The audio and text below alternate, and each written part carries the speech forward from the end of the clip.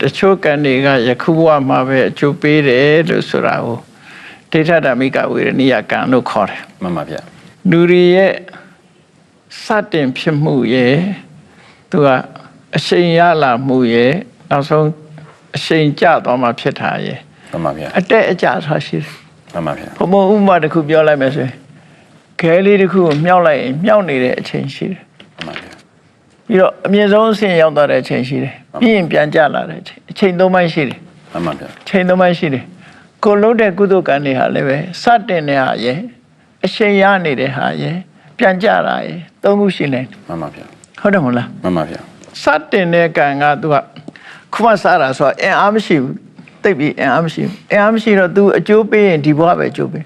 ဘဝကြီးတစ်ခုတိဆောက်နိုင်လောက်အောင် तू မှမလုံလောက်ဘူးစွမ်းအားမှန်ပါဗျာအဲ့ဒါမျိုးကိုဒိဋ္ဌဓမ္မဝေရဏိယဆိုတာဒီဘဝပဲအကျိုးပေးတယ်လို့ပြောတာ तू ကအပိုင်းသုံးပိုင်းခွဲလိုက်တာဒါနားလဲအောင်ပြောတာဟိုစာလို့ပြောရင်ရှုပ်နေမစွန်းမှန်ပါဗျာနော်စတင်တဲ့အချိန်ဟာအချိန်ကနဲနေသေးတယ်နဲနေသည့်အတွက်ကြောင့် तू ကလည်းအကျိုးထုတ်ရမယ်ဆိုရင်ဒီဘဝမှာပဲထုတ်မယ်နောက်ဘဝဘဝကြီးတစ်ခုတည်ဆောက်နိုင်တဲ့အစွမ်းရည်တတိသူ့မှာမရှိဘူးမှန်ပါဗျာအဲ့ဒါကြောင့်မို့လို့ဒီဒိဋ္ဌဓမ္မဝေရဏိယကံဆိုတာဒီဘဝမှာပဲကျိုးပေးတယ်မှန်ပါဗျာမှန်ပါဗျာအချိန်အမြင့်ဆုံးရသွားတဲ့ကံကတော့အနည်းဆုံးကျိုးပေးမှာဖြစ်တယ်နောက်ဘဝမှာကျိုးပေးမှန်ပါဗျာဒုတိယဘဝဒီဘဝသေတာနဲ့နောက်ဘဝမှာကျိုးပေးအဲ့ဒါကိုဥပပိစ္ဆဝေရဏိယကံလို့ခေါ်တယ်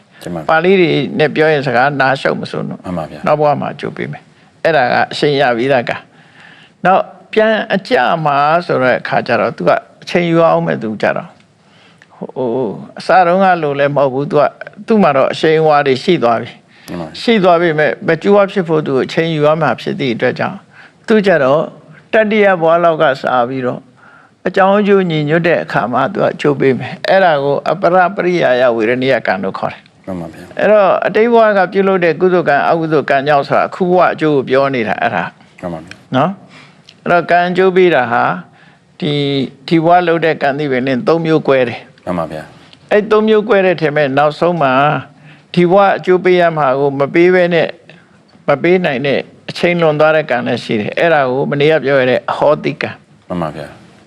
expire ဖြစ်သွားတယ်မှန်ပါဗျာဒုတိယဘဝအကျိုးပေးရမှာလည်းပဲအကြောင်းအကျိုးမညီညွတ်လို့ तू ကအချိန်လွန်သွားရင် तू လည်း expire ဟောတိကံဖြစ်တယ်မှန်ပါဗျာတတိယ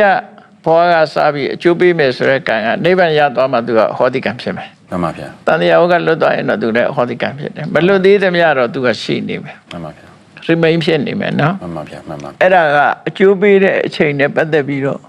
မှတ်ရမှာဖြစ်တယ်မှန်ပါဗျာနော်မှတ်ရမှာဖြစ်တယ်မှန်ပါဗျာနောက်တခြားနည်းနဲ့ခွဲတာတွေရှိသေးတယ်မှန်ပါဗျာဟိုအပြစ်ကြီးတဲ့သို့မဟုတ်ကုသိုလ်ကံထဲမှာတကယ်ကိုထိရောက်ဆုံးကံဆိုတာရှိသေးတယ်အဲ့ဒါကိုဂရုကကံလို့ခေါ်တယ်အစွမ်းအထက်ဆုံးကံလို့ပြောကြပါစို့ဂရုကကံအစွမ်းထက်တဲ့ကံအကုသိုလ်ကံဆိုရင်အမေတ္တာအဖေတ္တာယဟနာတ္တာအဲ့ဒါမျိုးတွေကအစွမ်းထက်ဆုံးကံတွေပေါ့မှန်ပါဗျာကုသိုလ်ကံတွေကဆိုရင်ဇံရတဲ့ကံတွေဇံတရားအထုတ်တဲ့သမထအထုတ်တဲ့ဆိုကံတွေအဲ့ဒါတွေကဂရုကကံလို့ခေါ်တယ်သူရှိရင်သူကပဲအကျိုးပေးမယ်နောက်တစ်ခါသူ့ရဲ့နှိမ့်ကြတာကြတော့အာတဏကံလို့ခေါ်တယ်ဒီကနေ့လေးမှာကပ်ပြီးလုပ်တဲ့ကံမှန်ပါဗျာနောက်အာစိဏကံလို့ဆိုတာကြတော့စင်စမပြတ်လုံးနေတဲ့ကိုရိုးရနေစဉ်လုံးနေတဲ့ကံမျိုးတွေအာစိဏကံကတ္တကံဆိုတာအဲ့ဒါတွေရဲ့အဆင့်ကိုမမီတဲ့ပဲနဲ့အမှတ်တမဲ့လုံးလိုက်တဲ့ကံတွေအလုံးကိုကတ္တကံလို့ခေါ်တယ်မှန်ပါဗျာအမှတ်တမဲ့ဆိုတာသွားရင်လာရင်စားရင်တောင်းရင်လှုပ်သွားတာတွေပေါ့နော်မှန်ပါဗျာဟိုအလေးနဲ့ထားလှုပ်တာတွေမဟုတ်အဲ့ဒါလိုလဲကံတရားတွေကိုခွဲခြားသေးတယ်